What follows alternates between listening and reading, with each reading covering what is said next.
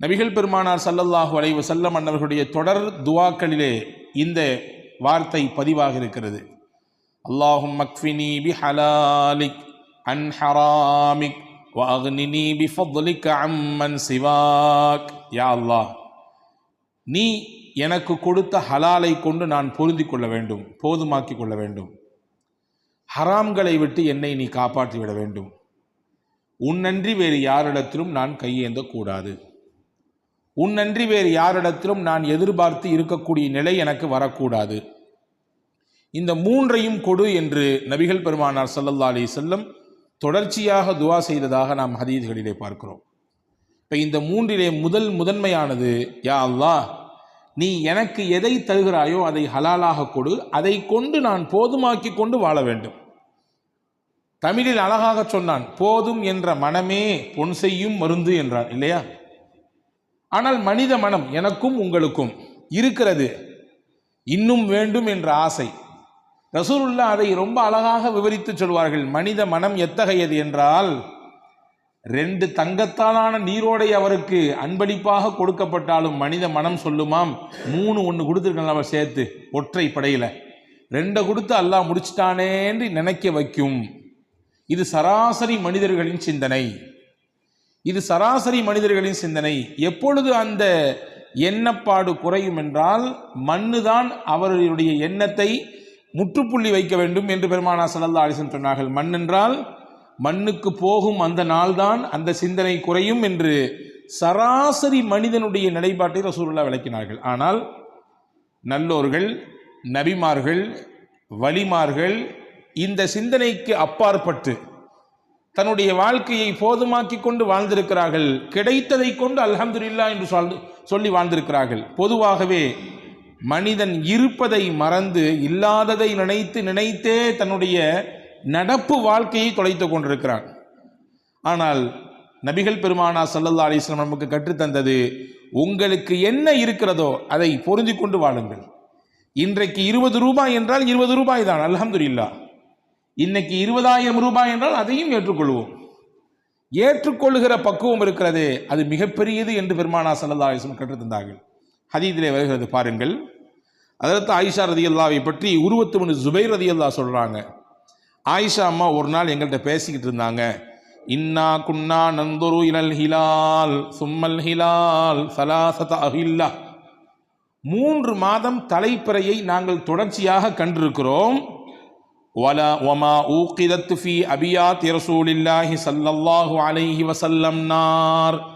நபிகள் பெருமானார் ஸல்லல்லாஹு அலைஹி வஸல்லம் வீட்டிலே அடுப்பை மூட்டுவதற்கு நெருப்பு கூட இல்லை. யார் சொல்றா? இந்த அகிலத்தின் அருள் கொடை அன்னலம் பெருமானார் ஸல்லல்லாஹு அலைஹி வஸல்லம் உடைய துணைவியார் அன்னை ஆயிஷா அம்மா சொல்றாங்க. 3 மாசம் தொடர்ச்சியா தலைப்புறைய பார்த்தோம்.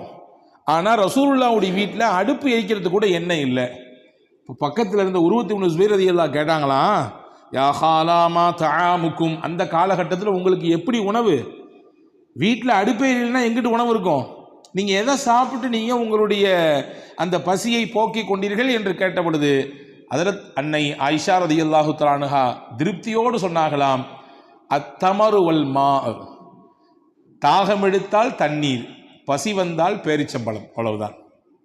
தாகம் எடுத்தால் தண்ணீர், பசி வந்தால் பேரிச்சம்பழம். இதுதான் இந்த காலகட்டத்திற்கான நமக்கான அல்லாஹ்வின் முடிவு என்பதை ஏற்றுக்கொண்டோம். இது கிடைத்ததே, பொருந்தி கொண்டோம். இதுவும் கிடைக்காமல் எத்தனை மக்கள் இருக்கிறார்கள், அதை நினைத்து கொடுத்த அல்லாஹ்விற்கு நன்றி செய்தோம் என்று அன்னை ஆயிஷா ரலியல்லாஹு தஆலா அன்ஹா அவர்கள் சொல்வார்கள் என்ற செய்தியை நாம் பார்க்கிறோம். இப்போ அன்பான சகோதரர்களே, போதும் என்கின்ற மனம் இருக்கிறது, நிம்மதியை தரும். மனது அங்கும் இங்கும் அலைபாயாது. ஒரு விதமான பதட்டத்தோடே நாம் இருக்கக்கூடிய சூழல் ஏற்படாது. மன அமைதியை தருவதோடு மட்டுமல்ல, மகிழ்ச்சிக்கும் அது காரணமா. இன்னைக்கு இப்படிதாம்மா நம்ம குடும்பத்தினுடைய சூழல் இதுதான், இதை நீங்க புரிஞ்சுக்கணும். இப்படித்தான் அத்தாவுடைய வருமானம் இருக்கிறது, இப்படித்தான் அண்ணனுடைய வருமானம் இருக்கிறது, இதை கொண்டு தான் நாம் வாழ பழகி கொள்ள வேண்டும். இதை தாண்டிய ஒரு பிரம்மாண்டமான விரிவாக்கம் நிறைந்த வாழ்க்கையை நம்ம எதிர்பார்க்க கூடாது. அல்லாஹ் கொடுத்தால் அதையும் ஏற்றுக்கொள்வோம், இப்படி கொடுத்தால் இதையும் ஏற்றுக்கொள்வோம் என்கின்ற பக்குவத்தை நபிகள் பெருமானார் ஸல்லல்லாஹு அலைஹி வஸல்லம் சமுதாயத்திற்கு சொல்லித் தருகிறார்கள். அது கிடைத்து விட்டால் மனதிற்கு நிம்மதி கிடைக்கும், அது கிடைத்து விட்டால் மனதிற்கு மகிழ்ச்சி கிடைக்கும் என்று பெருமானார் ஸல்லல்லாஹு அலைஹி வஸல்லம் அவர்கள் சொன்னார்கள். அன்பு சகோதரர்களே, உமர் ரலியல்லாஹுடைய ஆட்சி காலத்தில் உமர் ரலியல்லாஹு அன்ஹு தேர்ந்தெடுத்து ஆளுநர்களை பல பாகங்களுக்கு அனுப்பி அவங்களுக்கு பொறுப்பை கொடுத்தாங்க. உமர் ரலியல்லாஹுடைய பீரியட் இருக்க ரொம்ப அற்புதமான காலகட்டம் அது. இஸ்லாத்தினுடைய வளர்ச்சிக்கும் சரி, அது மாணிக்கங்களை புரக்கி அதாவது மாணிக்கங்களை புரக்கி ஒவ்வொரு பகுதிகளுக்கும் அவர்களை, அந்த பகுதி மக்களை ஆளுகிற, அவர்களை கண்காணிக்கிற ஒரு உயர்ந்த பொறுப்பை கொடுத்து அழகு பார்த்தாங்க. அப்படிதான் சிரியாவில் டமாஸ்கஸ்ன்ற ஒரு பகுதிக்கு உமர் ரலியல்லாஹு அன்ஹு அவர்கள் ஒரு சஹாபியை தேர்வு செய்தார்கள். அந்த சஹாபிக்கு பெயர் சயீத் இப்னுல் ஆமிர் ரலியல்லாஹு அன்ஹு. சயீத் இப்னுல் ஆமிர் ரலியல்லாஹு அன்ஹு டமாஸ்கஸினுடைய ஆளுநர், பொறுப்பாளர். அவரை பற்றி அந்த ஊர் மக்கள் உமர் ரலியல்லாஹு ஒரு சில கம்ப்ளைண்ட் வச்சாங்க, சில குற்றச்சாட்டு வச்சாங்க. என்ன தெரியுங்களா? டெய்லி காலையில் கரெக்டாக வேலைக்கு வரமாட்டேங்கிறாரு, பொறுப்புக்கு வரமாட்டேங்கிறாரு, லேட்டாக வர்றாரு. எப்பொழுதுமே அவர் பணிக்கு வருவது நண்பகல் நேரத்தில் தான், சூரியன் உச்சி சாய்ந்ததற்கு பிறகுதான் வரவே செய்கிறார். ஒன்று. ராத்திரி நேரத்திலே மக்கள் பணியை ஆற்றக்கூடிய ஆளுநர், மக்களுடைய நிலை எப்படி இருக்குது, எந்த மாதிரியான நிலையில் மக்கள் வாழ்கிறாங்க, அவங்களுடைய உண்மைத்தன்மை என்ன அப்படிங்கிறதெல்லாம் பார்க்குறதுக்கு ரோந்து போகணும். அது அவர் வர்றதே கிடையாது. அதே மாதிரி பார்த்தீங்கன்னா மாதத்தில் ஒரு 2 நாள் லீவ் எடுத்துக்கிறார், மாதத்தில் 2 நாள் விடுமுறை எடுத்துக்கொள்கிறார். 4வதாக எங்களிடத்திலே பேசிக்கொண்டே இருப்பார், திடீர் என்று மயக்கமுற்று கீழே விழுந்து விடுவார். இந்த 4 விதமான குற்றச்சாட்டு எங்களுடைய ஆளுநர் சயீத் இப்னுல் ஆமிரின் மீது நாங்கள் வைக்கிறோம் என்று அந்த மக்கள் சொன்னாங்க. உமர் ரலியல்லாஹு அன்ஹு சயீத் இப்னுல் ஆமிர் ரலியல்லாஹுவை கூப்பிட்டு, என்னங்க உங்கள் ஊர் பகுதி மக்கள் உங்கள் மீது இந்த 4 குற்றச்சாட்டு வச்சுருக்காங்களா, சரிதானா, ஏன் என்னன்னு கேட்டாங்க. அதில் சயீத் ரலியல்லாஹு சொன்னாங்க, 4மே உண்மைதான், ஆனால் 4க்கு பின்னாடி 4 காரணங்கள் இருக்குது. அதை நான் சொல்லக்கூடாதுன்னு நினைக்கிறேன். ஆனால் எப்போ பொது வழிக்கு பேச்சு வந்துடுச்சோ, பேச்சு வராத வரைக்கும் அதை பற்றி பேச தேவையில்லை.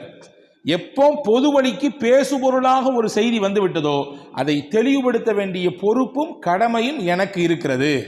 இப்போ நான் சொல்கிறேன், நான் டெய்லி ஏன் நான் என்னுடைய பணிக்கு நான் தாமதமாக வருகிறேன், ஏன் நண்பகலில் வருகிறேன் என்றால், நான் இந்த மக்களை ஆளும் ஆளுநர் தான், எனக்கு அந்த போஸ்டிங் கொடுத்துருக்கீங்க.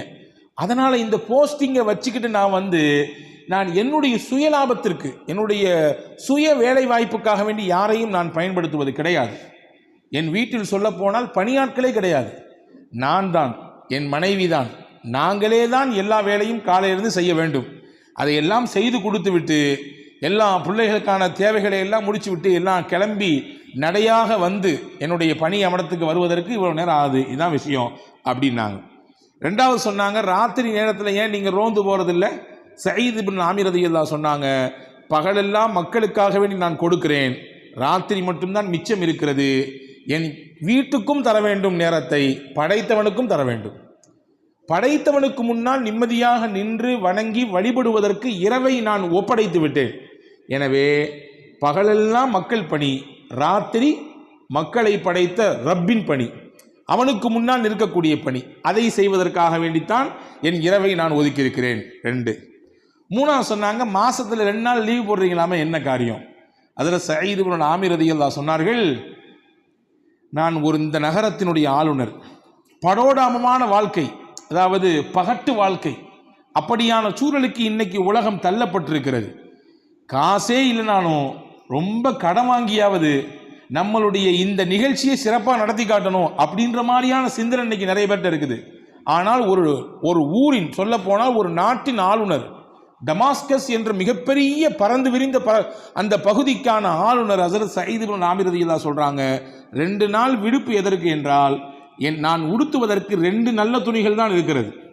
அந்த 2 நல்ல துணிகளை மாற்றி மாற்றி மாற்றி மாற்றி தான் நான் பயன்படுத்துவேன். இந்த 2 நாளில் தான் நான் அதை துவைத்து உலர வைத்து காய வைத்து மறுபடியும் அதை போட்டுக்கொள்வதற்கு எனக்கும் சரி, என்னுடைய வீட்டினுடைய அந்த பணிகளையும் சரி செய்வதற்கு எனக்கு 2 நாட்கள் தேவைப்படுகிறது. எனவே தான் நான் விடுமுறை எடுத்துக்கொள்கிறேன் என்று சயீத் இப்னுல் ஆமிர் ரலியல்லாஹு சொன்னாங்க. 4வது, ஏன் திடீர்னு மயக்க போறேன்னு கேட்ட பொழுது, முன்னால் நடந்த ஒரு நிகழ்ச்சியை சொல்லி காட்டி, என்னுடைய நண்பர் ஹுபைப் ரலியல்லாஹு அன்ஹு அவர்கள் ஷஹீதாக்கப்பட்ட பொழுது மக்காவிலே நான் அப்பொழுது இஸ்லாத்தை ஏற்றுக்கொள்ளாதவனாக இருந்தேன். அல்லாஹு தாலா அவனுடைய சத்திய இஸ்லாத்தை ஏற்றுக்கொண்டதற்காக வேண்டி ஹுபைப் ரலியல்லாஹு அன்ஹு தூக்கு மேடையிலே தூக்கி எறியப்பட்டார்கள். அவர்கள் கழுத்து நெரித்து கொல்லப்பட்டார்கள். அந்த சமயத்தில் அவங்க அந்த நேரத்திலும் கூட அல்லாவை விட்டுக் கொடுக்கவில்லை, அல்லாவின் தூதரை அவர்கள் விட்டுக் கொடுக்கவில்லை. சின்ன ஒரு வார்த்தை கூட சொல்லாமல் அந்த வலியையும் வேதனையும் தாங்கிக்கிட்டாங்க. அதை நினச்சி பார்ப்பேன், நாமும் அந்த கூட்டத்தில் ஒரு ஆளாக நின்னமே, நம்மளால் ஹுபைபுக்கு எந்த ஒரு நன்மையும் செய்ய முடியலையே, என்று நினைக்கும் போதெல்லாம் எனக்கு மயக்கம் வந்துடும், என்னை அறியாமல் நான் மயங்கி கீழே விழுந்துருவேன் என்று சயீத் இப்னு ஆமிர் ரலியல்லாஹு அன்ஹு 4க்கும் 4 விளக்கத்தை சொன்னவுடன் ஹஜ்ரத் உமர் ரலியல்லாஹு அன்ஹு கண்ணீரோடு ஹஜ்ரத் சயீத் இப்னு ஆமிர் ரலியல்லாஹுவை கட்டிப்பிடித்து, இப்படிப்பட்ட மகத்தான மனிதர்களால் தான் பூமி இயங்கிக் கொண்டிருக்கிறது, எவ்வளவு அதிகாரம் இருந்து எவ்வளவு பெரிய பொறுப்பில் இருந்த பொழுதும் கூட ரொம்ப அதை பயன்படுத்தி தன்னை வளர்த்து கொள்ள வேண்டும் என்ற சிந்தனை மிக்கவர்கள் அதிகம் இருக்கிற இந்த காலகட்டத்தில் அவ்வளோ பெரிய போஸ்டிங்கில் உட்கார்ந்திருக்கும் பொழுது கூட எளிமையாக தனக்கு என்ன இருக்கிறதோ அதை கொண்டு மக்கள் பணியை எவ்வாறு சிறப்பாக செய்வது என்பதின் மீது திட்டமிட்டாரே. இப்படியான உங்களை போன்ற மனிதர்களால் தான் பூமி இயங்கிக் கொண்டிருக்கிறது, வானம் இடிந்து கீழே விழுந்து விடாமல் தடுக்கப்பட்டிருக்கிறது என்ற ஹஜ்ரத் உமர் ரலியல்லாஹு அன்ஹு சயீத் இப்னு ஆமிர் ரலியல்லாஹுவை பாராட்டினார்கள் என்பதாக நாம் பார்க்கிறோம். ஆக மன நிம்மதியையும் மகிழ்ச்சியையும் நிறைவாக நம் வாழ்க்கையில் நாம் பெற வேண்டும் என்றால் நம்மிடத்தில் இருக்க வேண்டிய முதல் அம்சம் எது இருக்கிறதோ அதை கொண்டு போதுமாக்கி கொண்டு வாழக்கூடிய அந்த பக்குவத்தை பெற்றுக்கொள்ள வேண்டும். அதை பெறுவதற்கு முக்கியமான வழி என்னவென்றால் ரசூலுல்லாஹ் சொல்லி கொடுத்த அந்த துவா, அல்லாஹும்ம அக்ஃபினி பிஹலாலிக் அன் ஹராமிக் வஅக்னினி பிஃபத்லிக அம்மன் சிவாக். இந்த துவாவை நாம் திரும்ப திரும்ப ஓதுகிற பொழுது அந்த போதும் என்கின்ற மனதை அல்லாஹ் நமக்கு நிறைவாக தருகிறான். 1. 2வது, மன நிம்மதியையும் மகிழ்ச்சியையும் பெறுவதற்கு 2வது வழி, தமிழில் சொல்லுவோம் அல்லவா, மறப்போம் மன்னிப்போம். ஆனால் எனக்கு மன்னிப்பு இந்த லாங்குவேஜிலே பிடிக்காத வார்த்தை அப்படின்னு நிறைய பேர் பேசிட்டு இருக்கிறான். அதுவெல்லாம் தப்பு. உலகத்திலே வலிமையான மனிதர்கள் யார்? யார் வலிமையான மனிதர்கள்? நிறைய இராணுவ தளவாடங்கள் எல்லாம் எங்களிடத்தில் இருக்கிறது, அல்லது நிறைய செல்வாக்கு மிக்கவராக நான் இருக்கிறேன், என் இடத்துல பொருளாதார பலம் இருக்குது, என்கிட்ட நான் சொன்னால் சொடக்கு போட்டால் எனக்கு வேலை செய்கிறதுக்கு வரிசையில் வந்து நிற்பாங்க ஆட்கள், நான் படித்திருக்கிறேன், பட்டம் பெற்றிருக்கிறேன், உயர்ந்த பதவிகளிலே இருந்திருக்கிறேன், இதுவெல்லாம் வலிமையான மனிதன் என்பதற்கு அடையாளமா? நிச்சயமாக கிடையாது. இது எதுவுமே வலிமையான மனிதன் என்பதற்கு அடையாளம் கிடையாது. பின்ன என்ன? ஒரு மனிதன் வலிமையான மனிதன் என்பதற்கு அடையாளம் என்ன தெரியுமா? யாருடைய மனம் பிறரை மன்னிக்கிறதோ அவர்தான் உலகத்திலேயே வலிமையான மனிதன். நினைச்சுக்கிட்டே இருந்து அவர் செஞ்சதை, அவர் நமக்கு இழைத்த அந்த துரோகத்தை அல்லது ஏதாவது ஒரு செயலை அல்லது ஏதாவது சில வார்த்தைகளை நினைத்து நினைத்து புழுங்கி கொண்டிருப்பவர் மனிதர், அவன் வலிமையான மனிதர் இல்லை. அதை அப்படியே கையை கழுவி விட்டு, அவரும் சதா மனிதர் தான், போகிற போக்கில் ஏதோ அப்படி பேசிவிட்டார், ஏதோ அப்படி நடந்து விட்டார், மறப்போம் மன்னிப்போம் என்று கடந்து போகிறாரே, இவர்தான் வலிமையான மனிதர் என்று அறிஞர்கள் சொல்கிறார்கள். ரசூலுல்லாஹ் உலகத்திலேயே ஆகப்பெரிய வலிமையான மாமனிதர். காரணம் என்ன? நபியினுடைய அதாவது ரசூலுல்லாஹ்வுடைய தகப்பனாரோடு பிறந்தவர் ஹம்சா ரலியல்லாஹு அன்ஹு.